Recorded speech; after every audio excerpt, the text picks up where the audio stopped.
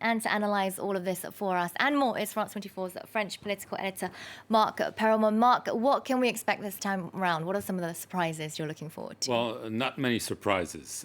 First of all, record low turnout. Just exactly as a week ago, nearly 2/3 of the French decided to stay home instead of going to the ballot box. And that's a confirmation. People said that this was maybe a kind of creepy first round because the election had been postponed. It was COVID going out of lockdown, but this has been confirmed today, and this is a worrying sign. This is probably the only reassuring signs for the two big losers. They already lost last week. The National Rally. They were really riding high in the polls. They were hoping that they would clearly win a region, Provence-Alpes-Côte d'Azur. As we just heard from Emma, the exit polls are pretty clear. They show a healthy margin for the incumbent Renaud Muselier. And this means the National Front will not be able to have one region in its control, and that's clearly a big failure. We heard the party leader Marine Le Pen essentially tell the voters they had failed to go and vote last week. Well, they didn't show up this week, and so this is a big failure. Also a big failure for the President Emmanuel Macron. His party is nowhere to be seen in round one, nowhere to be seen in round two. The only thing they can say we helped is that they made an alliance with Renaud Muselier. Before the election, they didn't present a candidate because they said we want someone on his list. And so, yes, he won, maybe partially because they were there to help him. But this is not clearly something they will be reassured with going out. Basically, if you look at all the results, all the incumbents nearly were reelected.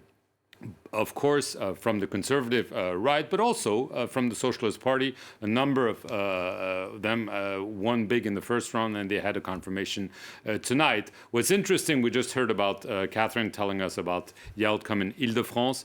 Valérie Pécresse is the clear favorite. And it's interesting because everyone is already thinking about the next election, the mother of all elections, next April, the presidential election. And there's no one can tell you who's going to be the conservative candidate. Valérie Pécresse could be one of those candidates. One of the politicians who already said he would be candidate is the man who won in the Hauts-de-France region, northern France, Xavier Bertrand.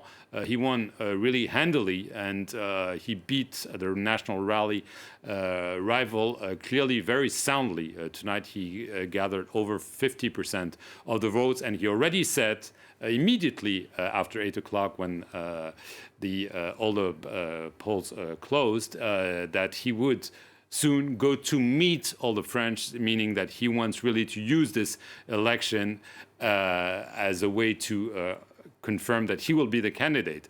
Another potential candidate is Laurent Wauquiez, who won in another important region, Auvergne-Rhône-Alpes, in central East France, and it's an important win. He was at the head of the Conservative Party. He left after a big loss in a previous election, but he could also be a candidate. So he won handily. All the other regional leaders who won don't have national ambitions, but clearly it's a very strange election because if you look at next year's presidential election, you would say the favorites, according to the polls, Marine Le Pen on the one hand, Emmanuel Macron on the other hand, their parties lost big time tonight. And the conservative right, the conservative left, they won big tonight, but we don't know who's going to be their candidate next year. All right, you just mentioned Xavier Bertrand there, so we can bring you the latest estimates from the northern Hauts-de-France region, where the centre-right candidate looks like he's going to comfortably win, according to exit polls, almost 52%, according to AFP's numbers, 51%, sorry. Bertrand did surprisingly well in the first round there, as you were mentioning, and Macron's party really, even though they really put everything out there, failed. What happened to Macron's party in Hauts-de-Seine?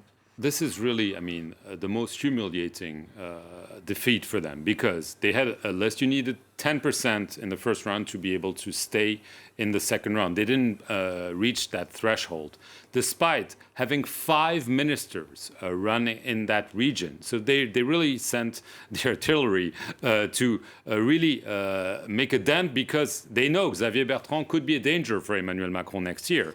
And so the fact that they didn't qualify, that Xavier Bertrand won without the support from Emmanuel Macron, at least the passive support, is a big plus for him, because he can say, I beat the National Rally, because the National Rally was supposed to do very well. I did this on my own, and so now I can have, a legitimate stance and be a candidate. And he already said he would be candidate, and he really wants to go full steam ahead. The big problem for him is that there are other, as I mentioned, potential candidates who might say, well, I also want my region, and it's a big region. Île-de-France region is a big region. Auvergne-Rhône-Alpes is a big region. So Valérie Pécresse, Laurent Wauquiez might say to Xavier Bertrand, wait a second, we might need a primary, and there could be some infighting, and that's probably what Emmanuel Macron is hoping will happen tonight, because it's true.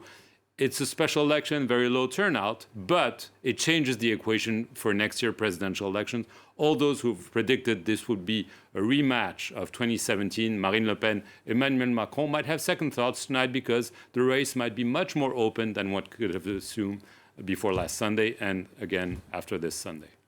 All right, thank you so much for your analysis, Marc. Stay with us. We'll be back with you throughout this special.